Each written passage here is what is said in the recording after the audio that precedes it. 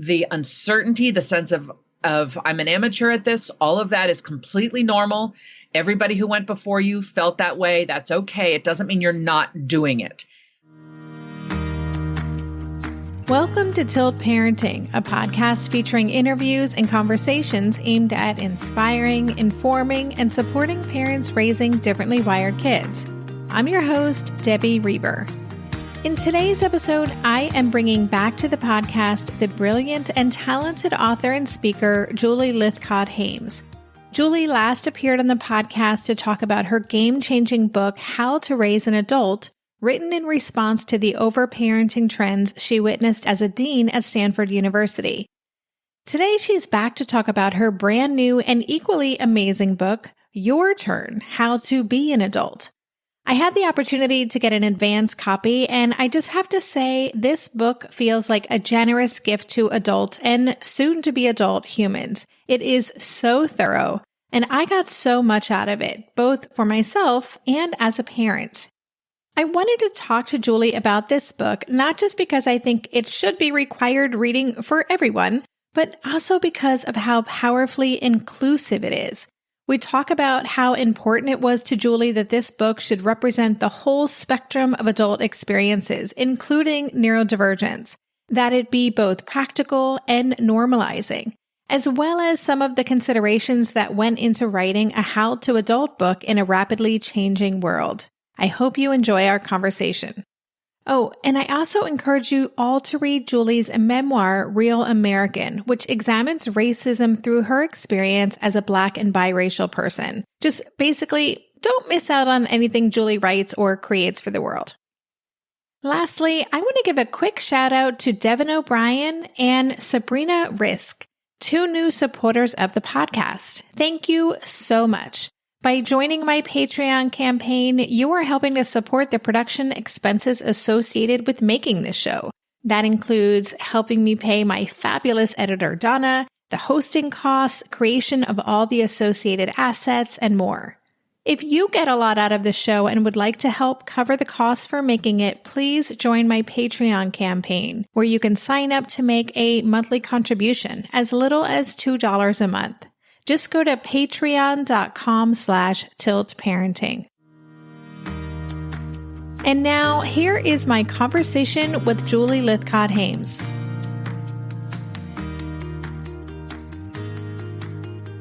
Hey, Julie, welcome back to the podcast. Debbie, it's so great to be here. Thank you. I'm super excited. I know that we're one of the first conversations that you're doing as an interview for your new book, Your Turn: How to Be an Adult. And I cannot wait to dive into this with you. And I actually want to start because I know a little bit about your process, but I want to share with my listeners a little bit about your journey for writing this book. So, you wrote How to Raise an Adult, and then you wrote Real American. And then this book I know you had, you knew was going to be coming, but it wasn't an easy process for you, I think, getting into it. So how did you know you were going to write this, and how did that unfold for you? Well, to be frank, I didn't want to write it. My publisher asked me to write a sequel to my book on the harm of overparenting, How to Raise an Adult. And so we signed a contract for me to write a sequel to that book, but we didn't really talk about what either of us meant by a sequel to that book. My first conversation with my editor was one in which she said, okay, so now that we've signed the contract, let's talk. This is going to be a book for the parents of young adults. And I said, hold up. The author of a book on the harm of overparenting is not going to perpetuate those harms by writing a book geared toward the parents of young adult children, as she was calling it. I just can't do that and sort of stand within my own integrity. So I said, this book must be squarely for young adults themselves. And I won that battle. I said their parents might read it and that would be fine. But all along, this generation of folks are the folks I've been rooting for. I've been rooting for them to be okay and to find their way. This is for them. And so I won that battle. We agreed who the audience was. Then I set out to try to write this book for them and failed for about 3 years. I signed this contract in 2016. I didn't really have the concept for the book, meaning the voice and the structure and the chapters, approved until 2019.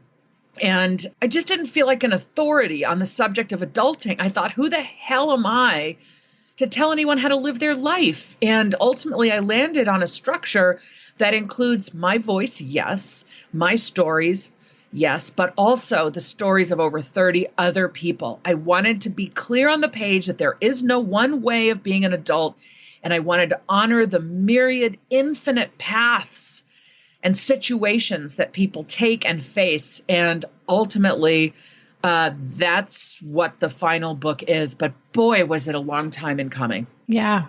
And so I actually would love if you could even just define young adult. So what does that actually mean in the context of the audience for your book? Yeah, this book is directly aimed at 18 to 34-year-olds, the people who are really quite famous or infamous now for coining the verb adulting, as in, I don't know how to adult, I don't want to adult, adulting is hard, I'm scared to adult. Basically, younger millennials and older Gen Z. Those are the folks we're hoping will read this book. Got it. And, I'm well into my adulthood as I'm reading this, and I took so much away from it. And I also really remember, when I was in my mid-20s and living with my boyfriend in New York City and, in the tiniest, grossest little apartment and being like, gosh, well, I think I'm an adult because I have these responsibilities, but I have no clue what I'm doing. And there was no formal welcoming party or celebration to becoming an adult. Yeah, that's exactly what I'm trying to address. Here you are, you're chronologically adult, you have no idea what you're doing, and that's normal. I think that's one of the key themes of the book is the fears, the uncertainty, the sense of I'm an amateur at this. All of that is completely normal. Everybody who went before you felt that way. That's okay. It doesn't mean you're not doing it. And like you've said, you're squarely an adult now. So am I. I'm 53. Do I have it all figured out? No.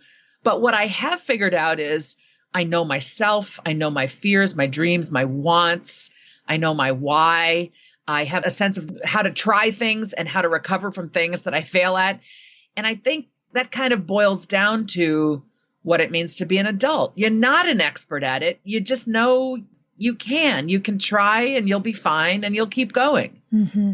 Yeah, you'll keep going. And so I will just say that reading this as a parent, my guy is 16. So he, launching is something I'm thinking more about. But for me, it was really also insightful just to think about how to best support him during his launch in a different way than, how to raise an adult really is focused on us. But it just sparked me in different ways. I feel it is incredibly thorough.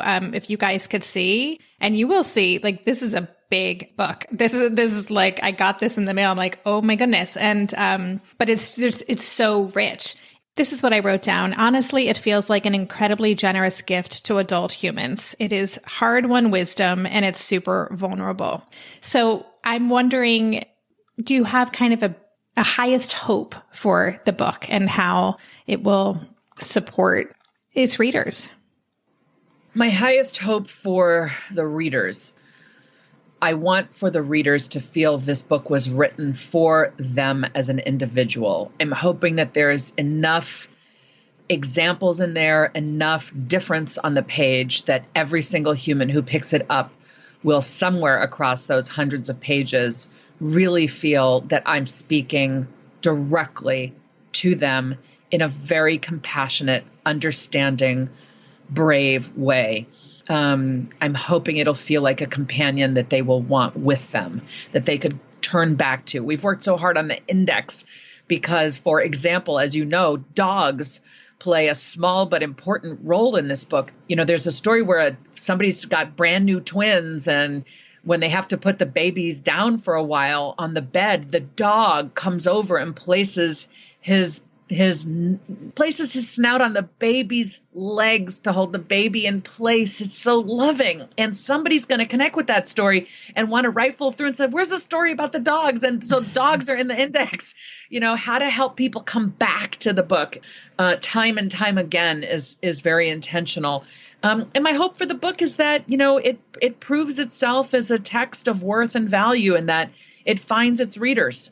It finds its people. I'm very hopeful. When because you're an author, and these feel like our children in some ways, these books we write. And I'm calling this one, because it is such a big book, I call it my bouncing baby boy. And I'm hoping my bouncing baby boy or girl or non-gender specific book, goes and makes its way and is well received and treated with kindness. And yeah. That's awesome. So you and I had a conversation while you were writing this book about how important it was to you. And you talked a little bit about this just now, that your turn was inclusive. It was really critical to you that it felt like it was written for everyone, including neurodivergent adults.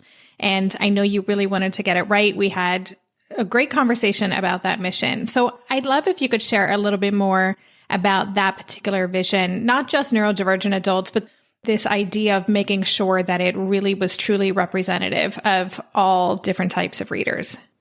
Yeah, first, I want to thank you for making yourself available for that conversation. Everyone who's listening trusts you as a wise and compassionate and frank resource. And so do I, my friend. So was really grateful to be able to call on you and get your guidance and feedback. Let me back up a step and say, for listeners who aren't familiar with me, I want you to know that I am a Black, biracial, queer person. So I have been in this world accustomed to being left off the page, accustomed to being in the margins or not thought of or what have you, accustomed to being otherized. So while I am not neurodivergent myself, I have a lot of compassion and empathy for all who find themselves in a life experience, a category of people, a demographic that is marginalized or unseen. So that is why, as an author, when I'm writing books that purport to be for all readers, that I do the work to try to ensure that all readers, and I'm now using air quotes, will in fact feel that they were thought of as I wrote this. Now, can I ensure that all readers will feel that way? No, because I'm not in control of what anyone else thinks. But I have done the work as an author to try to be, very, very deliberate in thinking about what stories I will include when I'm illustrating a point through someone else's lived experience, which I do over 30 times in this book. I wanted those folks in the collective to be an incredibly diverse group. And they are, including neurodivergence and including sexual orientation, including the gender spectrum, including racial classifications, but also including socioeconomic class and the degree to which someone is educated or not, and where they live in the country, and if they're an immigrant, and if they are dealing with infertility, or if they've been in the military, or if they're a Hindu, or if they're estranged from their parents. I mean, there's just this, I'm just touching on a handful of things that I hope give you a sense of where this book, of how inclusive this book aims to be. I will also say that just in a more crafty manner when it comes to the craft of writing. So I just spoke to the structure of the book, whose stories I chose to put in there, but my own narrative language, the way I choose to construct my sentences, was time and time and time again an effort to ensure I'm not, I don't use he to refer to all people. I don't even use he or she to refer to all people, because I know that the gender spectrum is a spectrum, not a binary. And I will fight that battle, as long as I'm an author, that I will not make gendered assumptions. I try to be inclusive of, I don't just sort of have a chapter on mental health issues. I refer throughout the book, like, if you are anxious, this thing I'm advising may be hard for you. So I'm honoring that truth while still giving the broader set of advice that may be more applicable to those who don't have anxiety. So those are just examples of how I'm trying to show up on the page in a way that is respectful of all humans. Yeah. And it's so effective. And it does feel The word that's coming to my mind is breakthrough. I know that other authors have this same goal and have done this kind of work, but as someone who's writing in a very, what will be a very mainstream, hopefully New York Times bestselling book, and you have such a big presence, it is so comforting and validating to know that, readers are just going to see themselves, because that is a rare thing, right? Especially when we're talking about prescriptive nonfiction, which I guess that's what this would fit into, but books that are designed to give us direction and tools, we often feel not seen in some capacity, or that it doesn't really relate to our experiences. And I don't know that anyone could feel that way reading this book. So it's really powerful. I appreciate your noticing that and reflecting upon it. It is certainly one of my main goals in this book, is to achieve that outcome. I think many people, though, Debbie, will totally overlook that. The people for whom the world has always been constructed, the neurotypical people, the people without mental health challenges, the people who are straight, the people who are middle class, the people who are white, the people who are male, they might not even notice that this book is deliberately inclusive of others. And in some ways, I think, therefore, what I'm doing is a little bit stealth. I mean, it's like, oh, hey, gonna sneak this book up on you. Maybe they'll figure out through osmosis that something different is happening without being able to put their finger on quite how this book is different. Whereas for those in communities that are historically otherized, I'm hoping it'll be utterly obvious and people will say, wow, finally, yes, yes. That is my hope. That's great. We'll be right back after this quick break. Maybe I've watched too many seasons of The Amazing Race, but every time I have to go somewhere on the subway, I treat it like a competition. It's all about making the right gut decisions about which route will get me there the fastest. Sometimes those decisions get me where I'm going early, and other times my gambles don't really pay off. Probiotics can't help with most gut decisions, but if your gut needs a little support, Ritual has your back. Their Synbiotic Plus, a 3-in-1 supplement, has clinically studied prebiotics, probiotics, and a postbiotic to support a balanced gut microbiome. I've been using Synbiotic Plus for about 6 months now, and it's become a core part of my morning routine. I take the mini capsule every morning while making my way through my inbox, whether I'm at home or I'm on the road, because it doesn't need to be refrigerated. And the capsule itself is delayed released, which helps it survive the harsh conditions of the upper GI tract for delivery to the colon. And that's exactly where we want it to go. Ritual invested in a study modeling the human colon, which showed that Synbiotic Plus significantly increased microbial diversity and the growth of beneficial bacteria. There's no more shame in your gut game. Synbiotic Plus and Ritual are here to celebrate, not hide your insides. Get 25% off your first month for a limited time at ritual.com/tilt. Start Ritual or add Synbiotic Plus to your subscription today. That's ritual.com/tilt for 25% off. During this month of planning and organization for big transitions, rhythms and routines have been absolutely essential for our physical and emotional well-being. So Green Chef nights are reliably and predictably a good night. We know the ingredients will be fresh and prepped, the instructions easy to follow, and the meal delicious. We're all still talking about last week's turkey tacos with mango chimichurri sauce, refried beans, and Monterey Jack cheese. Green Chef contributes to a healthy lifestyle with easy and delicious menus like fresh seasonal salads and grain bowls. And with over 80 weekly meal and market options, plus rotating options to suit a variety of lifestyles, whether Mediterranean, plant-based, calorie-smart, keto, protein-packed, gluten-free, there are always plenty of options to choose from. Whatever you select, you'll get farm-fresh ingredients, organic whole fruits and veggies, and premium proteins, all delivered straight to your door. I love those 4 words. Straight to my door. Oh, and one more thing I love about Green Chef, they have an app, which means it's easy to manage meal preferences and delivery from your phone if you want to. And I, for one, want to. I am in that mode where I'm making the most of little moments like waiting in line at the pharmacy or for the F train to pull into the station to tackle all of those to-dos. So the convenience of an app is key for me. Green Chef has a special offer for Tilt listeners. Go to greenchef.com/tilt50 and use code TILT50 to get 50% off plus 20% off your next 2 months. That's 50% off plus 20% off your next 2 months when you use the code TILT50 at greenchef.com/tilt50. So there's a chapter I want to dive a little deeper into, which is probably not going to be a surprise, which one I'm talking about in this conversation. It's called Take Good Care. I devoured that chapter. I just thought it was so, well, it's really, in so many ways talks about not just adults who are neurodivergent or might have mental health challenges, but just the importance of really knowing yourself and taking care of who you inherently are with all of your strengths and all of your weaknesses. So can you talk more about that chapter? Just tell us a little bit about it. Yeah.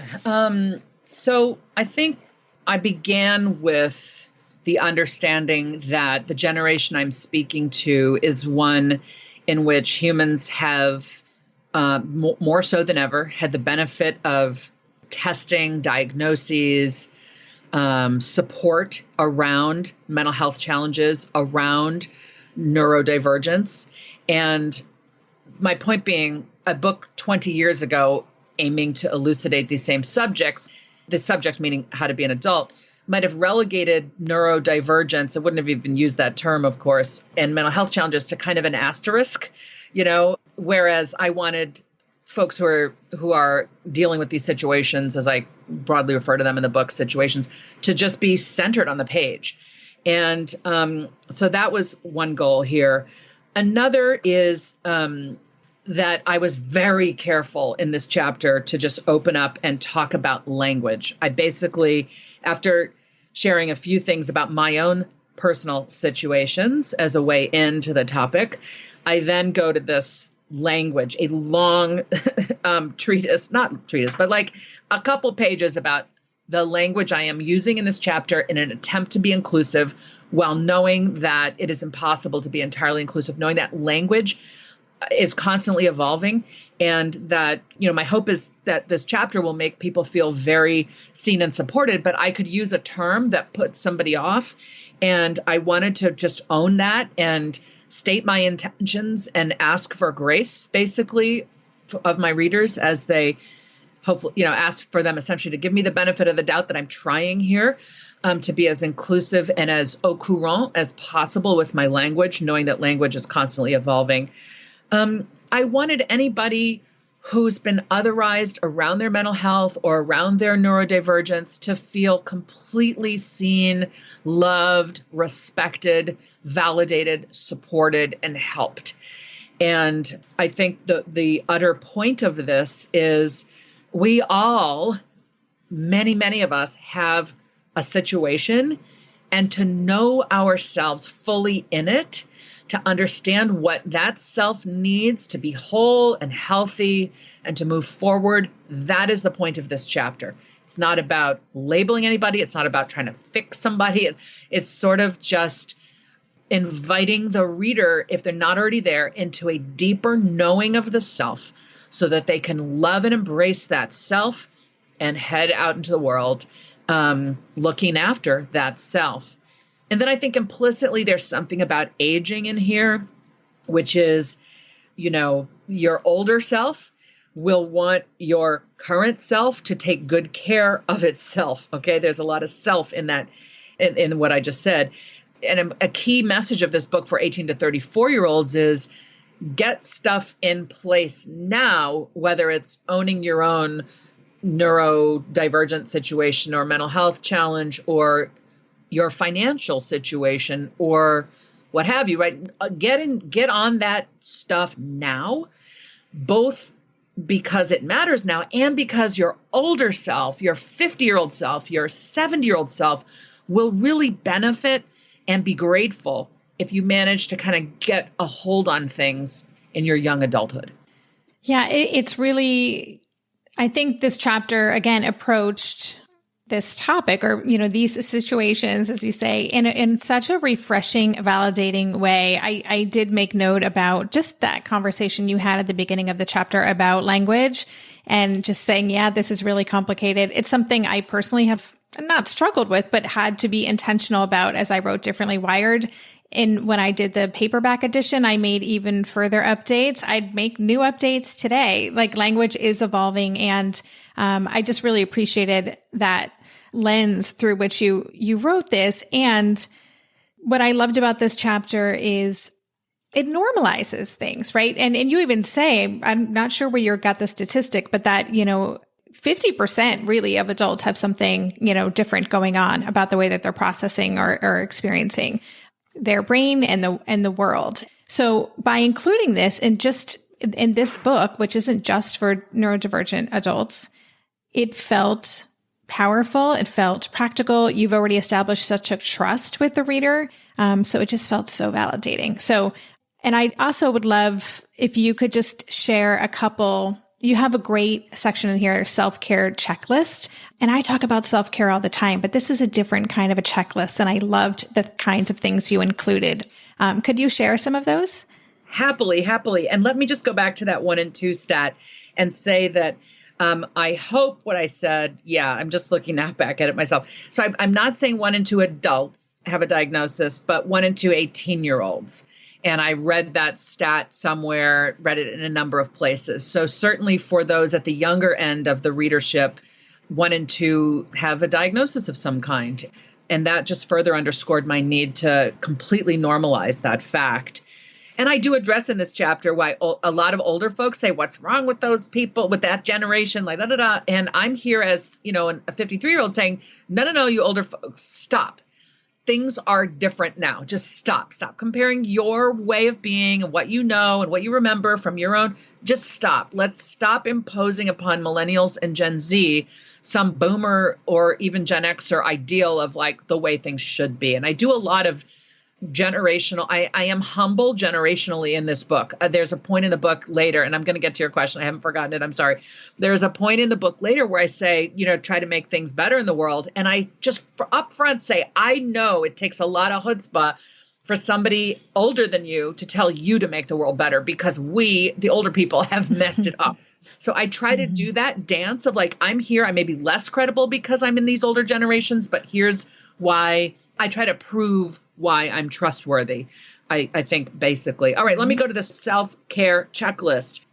Right, I'm trying to put together a checklist that is truly inclusive. I'm also trying to acknowledge that self-care has been quite fetishized. Sometimes we think self-care is, a certain type of bath salts and a certain type of music. And hey, if that works for you, awesome. But I think there are broader themes at work, and I'll just quickly run them down without giving descriptions. I have breathe deeply. That's number 1. Breathe deeply. Be aware that this romantic dance between your heart and lungs is a potent regulator of your feelings. So breathing. Number 2, get good sleep. Number 3, drink water. Are you getting how basic this is? But it's basic because so many of us are so freaking busy. We don't sleep enough. We're not drinking water. You can't have a panic attack if you are breathing deeply, as one of the people who's a storyteller in the book will illustrate. Number 4, move your body. And that paragraph is respectful of the ways in which you may not be able to move, but urging you to move in whatever ways you can. Number 5, eat nourishingly. I got some great feedback from somebody. Originally, I had said something like feed your body or eat well, or I'm not sure, but there was some sort of body stuff in that paragraph that I didn't even realize was there. As a heavy person, I had managed to write a paragraph that was like, eat things you like and allow you to fit into the clothes you want to wear. And somebody gave me feedback like, why are you making eating about clothes? And I was like, why am I? So now it's just eat nourishingly. Food is fuel, and talks about, just the value of eating nourishingly. 6, claim your agency. That means being in charge of your own self and the choices you make. 7, process your feelings. 8, find balance on social media. And it may seem strange to have social media in a chapter or a list that also includes breathing well and eating well. But the point is all of these things affect our self-care. Number 9, ask for what you need. Number 10, get regular checkups. Number 11, get therapy. Number 12, be smart about your meds. I'm not here to say whether people should or should not be on meds. You know best what your body needs and should take a curiosity always around if I'm on meds, are they working for me If I'm not, might I need to be on some? That's for you to decide. I'm just saying, be smart about meds. Number 13, hang around your people. The people who know us and love us as we are essential to our wellness. Number 14, laugh and play. Number 15, give and get hugs. 16, have orgasms. Can I just say that this book also includes references to sex and our sexual health and the pleasures that come from sex, which are an important part of adult life. Number 17, have a gratitude and guidance practice somewhere. I'm not here to tell you to be religious or not religious, but giving gratitude and asking for guidance is a super important aspect of life. Number 18, forgive. And number 19, finally, never underestimate the power of a 15-minute nap. Love it. We'll be right back after this quick break. Hey there, it's Debbie. I love making this show and sharing conversations about how to support our awesome neurodivergent kids. I've seen how even one little insight from an interview can spark a big shift in daily life. But I know that raising complex kids can be messy and lonely. And just when we think we figured it out, something comes up that boots us right back to feeling overwhelmed and stuck. That's why I've poured everything into creating a way for parents like us navigating complex parenting journeys to join together and chart a path that feels positive, hopeful, and doable. It's the brand new Differently Wired Club experience. In the club, you'll get personal support from me and other seasoned parent coaches, 6 live calls every month where you can connect and get your personal questions answered, the opportunity to learn directly from authors and experts like I have on this show, monthly themes for getting specific and tactical, an exclusive private podcast feed, and the best, most generous community of parents. Seriously, these folks show up for themselves and each other, and that right there is really everything. Because it's a daily reminder that we're not alone. Our kids aren't broken, and we have totally got this. The recently rebooted Differently Wired Club is on a brand new platform with its very own iOS and Android app. It is such a great space. However you learn, whatever your style, no matter the ages, genders, and neurodivergent profile of your children, the Differently Wired Club can help you cultivate the positive shifts you're hoping for. Join us today by going to tiltparenting.com/club. That's tiltparenting.com/club. I hope to see you on the inside. Hey, are you a parent of a teenager? Are you feeling overwhelmed about how to be what they need while also holding limits and boundaries that keep them safe? Are you tired of conversations that negate how messy this season of parenting is? Well, I've got you. My name is Casey O'Rourke. I am a positive discipline trainer, parent coach, and the host of the Joyful Courage podcast. Every week, I come to you with an interview digging into tough topics with experts I trust and solo shows that go deep into the personal growth and mindset needed to raise teens in a way that grows them into confident, capable young people. I am not afraid of getting real about the intersection of conscious parenting and the teen years, while also bringing in vulnerability, humor, and lightness. I'm walking the path with you and honored to serve. Listen to Joyful Courage on Apple Podcasts, Spotify, or wherever you consume podcasts. Oh my goodness. Julie, that is just such a fantastic list. I loved it. And again, these are the things we just need to know.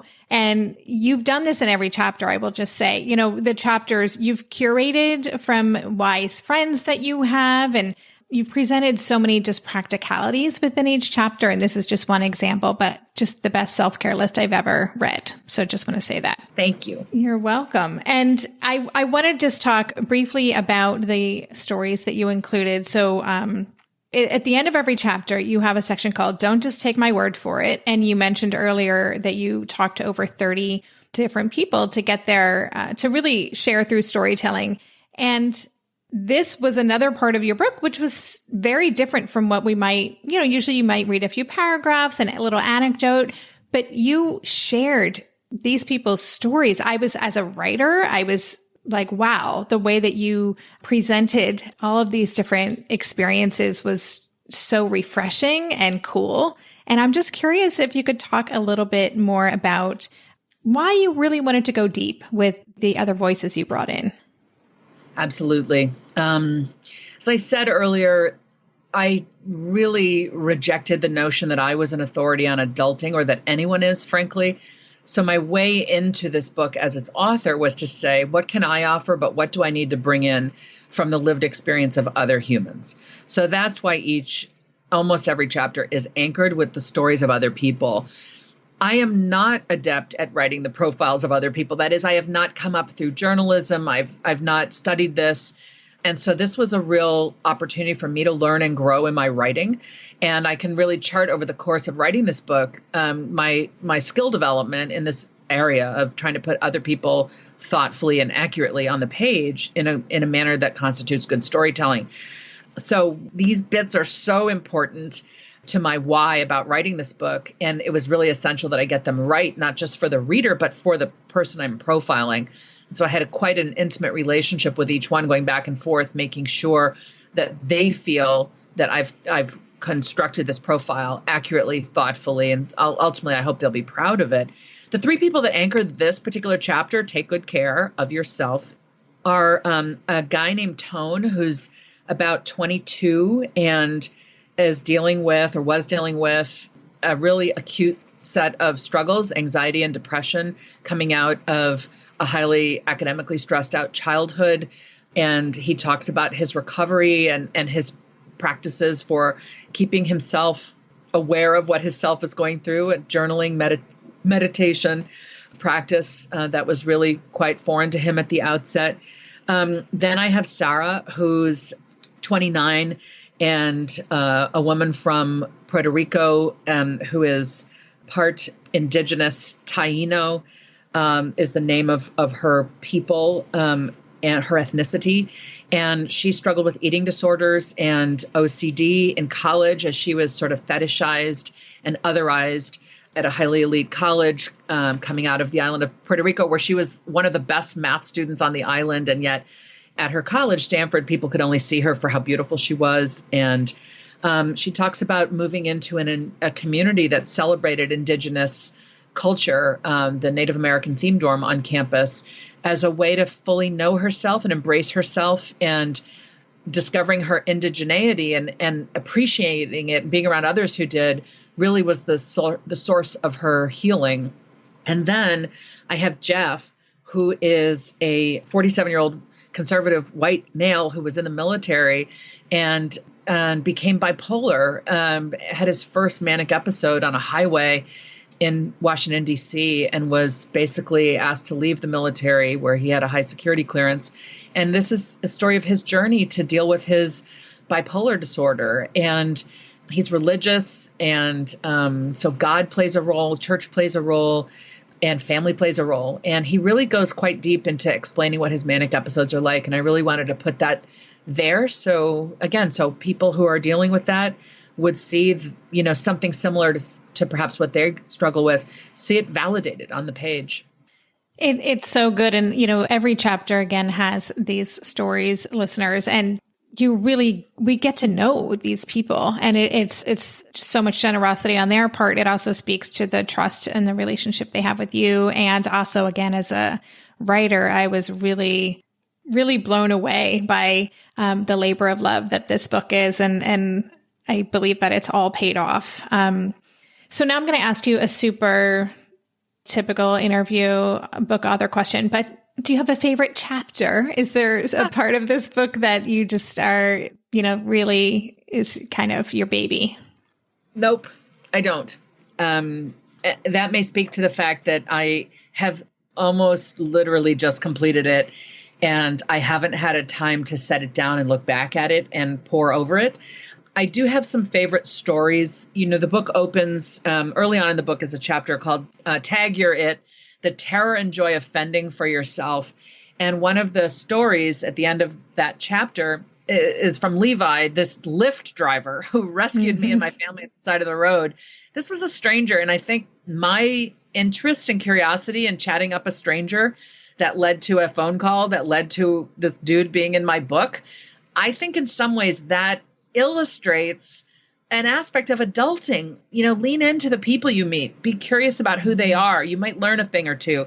And I'm hoping that that's a subtle message that one gets It's not like all the people who are storytellers in this book are strangers to me, but many of them were, and required a degree of bravery or just putting myself out there that I think is emblematic of a well-lived adulthood.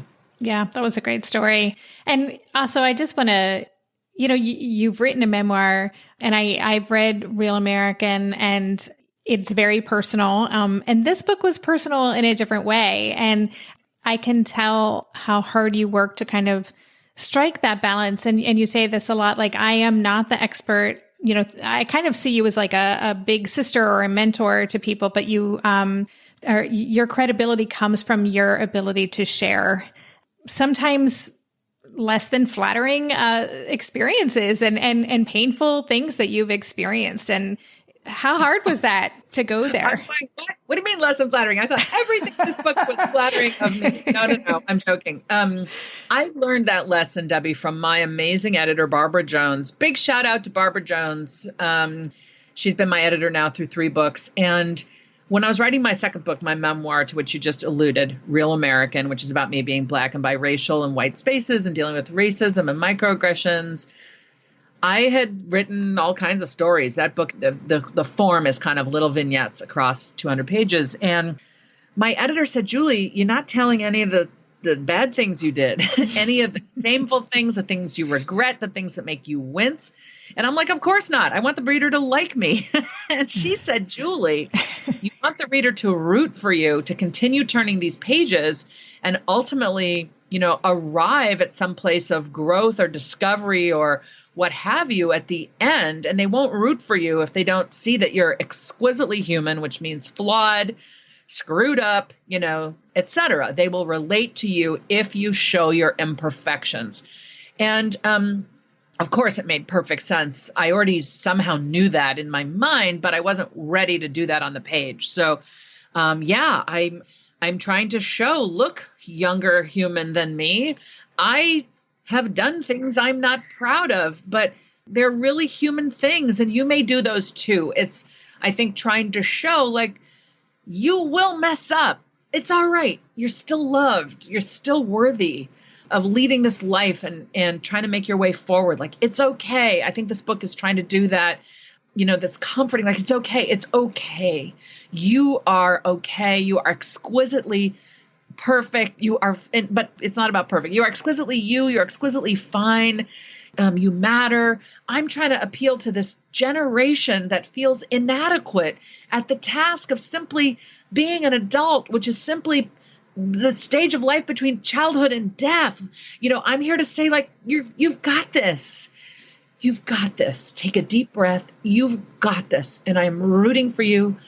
And let's go. Let's go on this journey together. And when you've arrived and you've had your moment of like, aha, I'm an adult, I'm good, you can hand this book off to someone else, and nothing, when you ask me, what do I want for this book? That's the answer. Abby, that's the answer. And I'm like crying, like, the greatest compliment this book could receive is if a reader hands off a careworn, dog-eared copy to someone coming up on the path behind them. That would be the ultimate compliment. That would be what I would wish for.